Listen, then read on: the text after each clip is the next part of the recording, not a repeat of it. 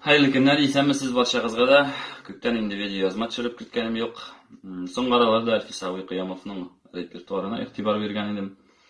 Anın jırlары bik motor, bik üzünçelikli. Elfisavi'nin özünün tembri bik üzünçelikli. Ana bir kimde qavatlay almayacak. Şu sebepli indi men Elfisavi Kıyamov'ның jırlары repertuarı anıtılmasın, yo'qolmasin degan tilak bilen anın repertuarını başqarıp ötesim kile. Qayt tuğanım, tuğan avluna degan jırdan.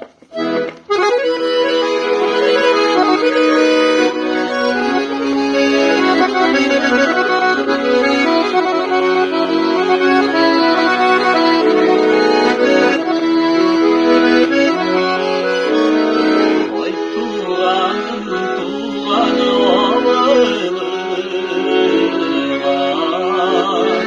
yazılı kişiler qalsın gülgede.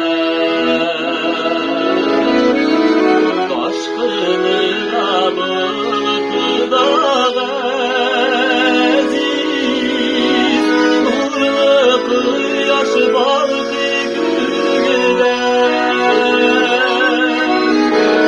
Vay tuğanım, tuğan ağlarına,